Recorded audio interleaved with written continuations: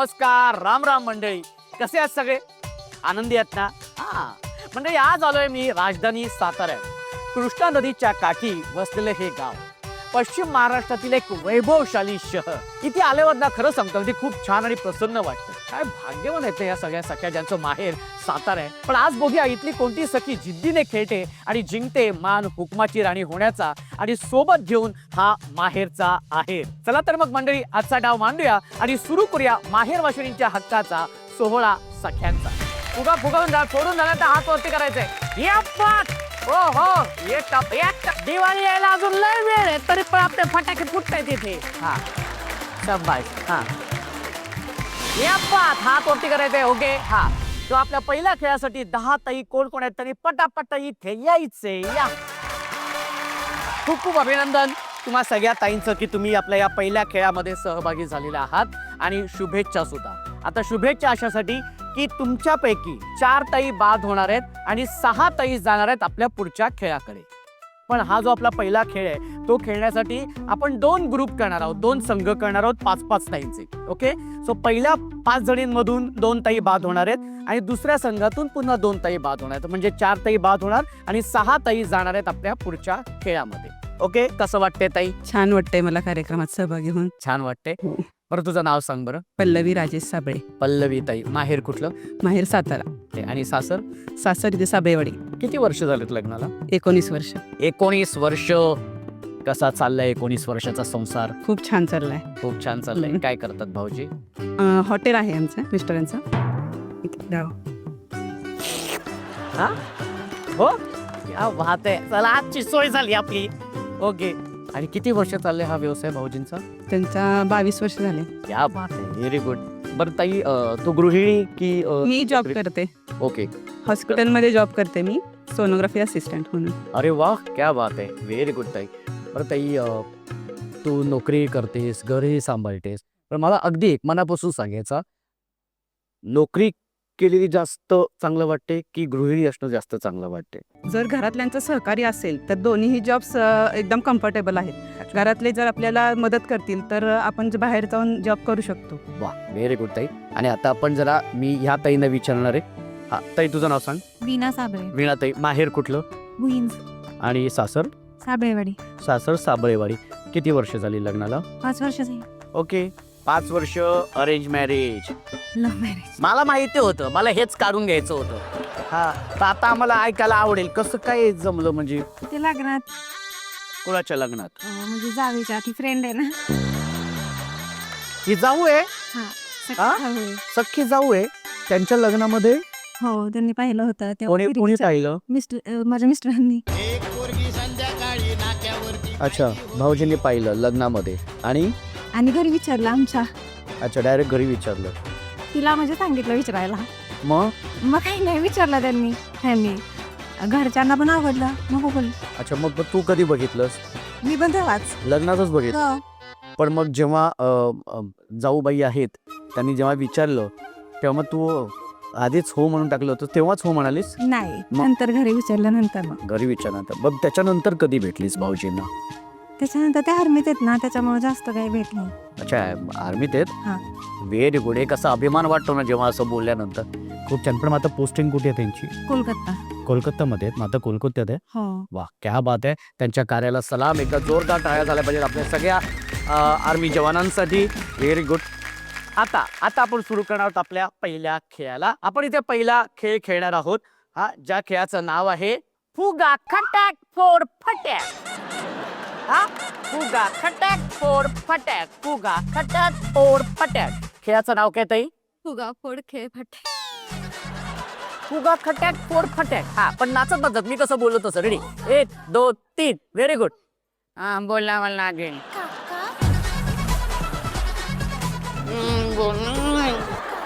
बोलावं लागेल. लवकर. भावाचं एवढं नाही ऐकणार ताई. हा, भाऊ एवढे बक्षीस देतो, एवढं माहेरचा आहेर देणार आहे. हा, फुगा खट्याक फुगा फटे फोड फट्याक फोड फट्याक. मस्त. आता नाव कळलेलं तुम्हाला, खेळाचं नाव कळलेलं. हा पण हा खेळ खेळण्या अगोदर तो कसा खेळायचा मी तुम्हाला सांगेन. आपण 10 ताई येत ना, तर 5-5 ताईंचे 2 ग्रुप करणार आहे.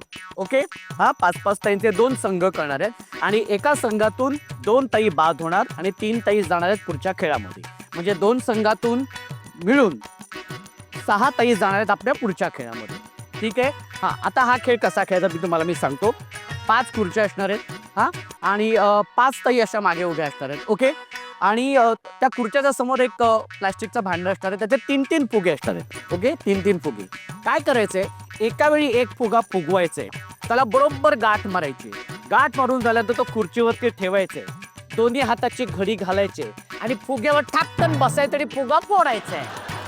ए फुगा फटाक फोड फटाक. एका वेळी एकच फुगा. हा, तर पहिल्यांदा आपण ह्या 5 ताईंपासून सुरुवात करूया. हा, चला तर मग जरा खुर्च्या आणा. 1 2 3 म्हटल्यानंतर हा 1 2 आणि दुसरी गोष्ट म्हणजे व्यवस्थित हा व्यवस्थित फुगे फुगवायचे. हा, रेडी. ओके, हा कॉन्सन्ट्रेट. रेडी. 1 2 आणि दुसरी म्हणजे काय माहितीये का, फुगा फुगवताना व्यवस्थित फुगा फुगवायचा. हा, ओके, रेडी. 1 2 3. व्यवस्थित गाठ मारायची. हा, शाबाश, मस्त. हा, खुर्चीवरती ठेवायचंय. हाताची घडी. हा, हाताची घडी. अरे कुठे फुटला, तो फुटला नाहीये. परत फुगा फुगवायचंय. हा, फोडायचा याचा.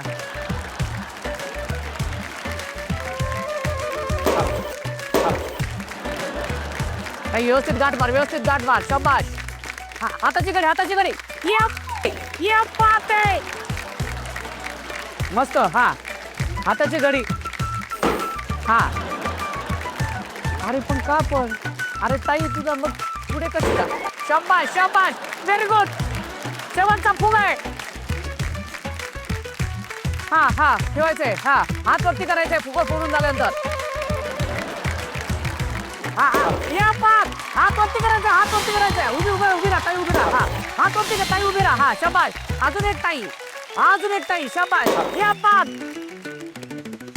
आणि आता ह्या संघातून 3 ताई विजेत्या झालेल्या आहेत. त्यातली ताई आहे, पहिली ताई आहे वीणा ताई. एकदा हात वरती करायचंय त्यांनी.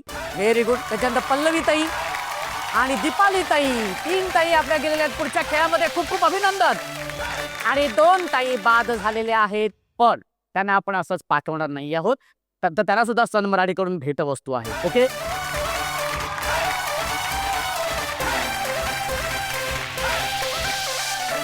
आणि आता हा संघ तयार आहे. रेडी आहे. हा, ओके, चला तर मग 1 2 3 म्हटल्यानंतर 1 2 3. ते व्यवस्थित ठेवा, कारण त्याच्यावरती बसून फुगा फोडायचंय. हा, व्हेरी गुड. मस्त. जी हुकमाची राणी होणार आहे तिला मायक्रोवेव्ह मिळणार आहे. हा, शाबाश. हाताची घडी. हा, व्हेरी गुड. आणि तिन्ही फुगे फोडून झाल्यानंतर हात वरती करायचे. हा, शाबाश. ये टपाक. हा, आमचं लक्ष आहे. हा, आवाज आला. हा, क्या बात आहे. फुगा फोडून झाल्यानंतर हात वरती करायचंय. दिवाळी यायला अजून लय वेळ आहे, तरी पण आपले फटाके फुटतायत तिथे. हा, शाबाश. हा, या पाच. हात वरती करायचंय. ओके, हा, शाबाश. मस्तच. या पाच. हात वरती करायचंय. मस्तच. हा, मस्तच. ओके. हा, असं धपाक करून बसायचं खाली. हा, या पाच. ताली दे दे. आणि आता वेळ झालेली आहे निर्णयाची. निर्णय असा आहे, पहिली ताई आहे कोमल ताई. एकदा हात वरती करता येईल. Very good. त्याच्यानंतर पल्लवी ताई, पार्वती ताई. 3 ताई गेलेल्या आहेत आपल्या पुढच्या खेळामध्ये. पण आम्ही तुम्हाला नाराज करणार नाही आहोत. सन मराठीकडून तुम्हाला भेटवस्तू मिळणार आहे. ओके,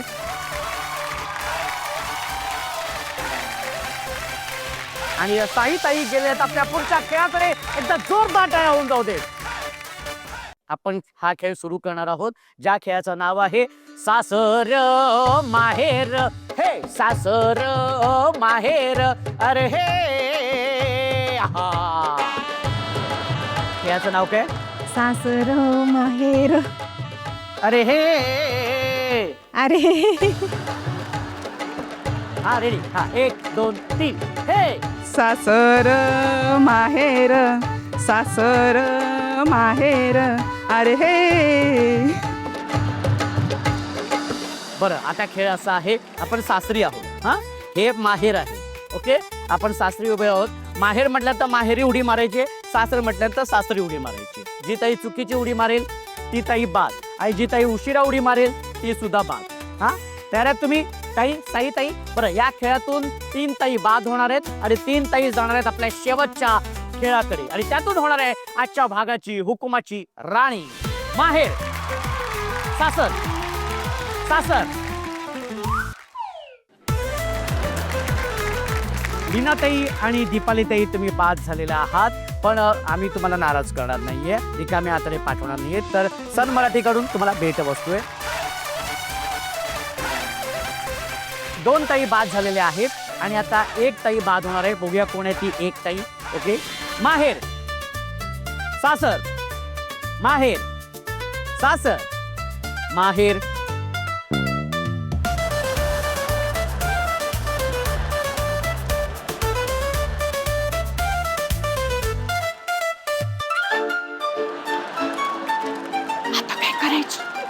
कळलंच नाही म्हणजे. बाद झालीस. हो ना. त्याच्यामुळे आता काय झालेले 2 ताई बाद झालेल्या आहेत, तुम्ही विजेत्या झालेल्या आहेत. तर मी विनंती करतो की तुम्ही तिथे बाजूला बसा. आपण ह्या 2 ताईंमधून पुन्हा एकदा आपण सासर माहेर खेळणार आहोत. सासर. ओके, मीच आऊट झालेले. ओके ओके, माहेर, सासर, सासर,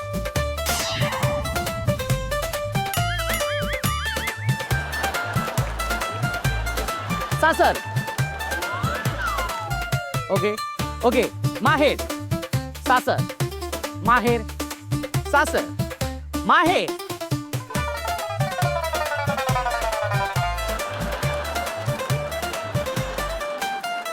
तू बाद झालेली आहेस, उशिरा उडी मारलीस, पण तुला बक्षीस आहे सन मराठीकडून. आणि तिन्ही ताई या खेळातून गेलेल्या आहेत आपल्या शेवटच्या खेळाकडे.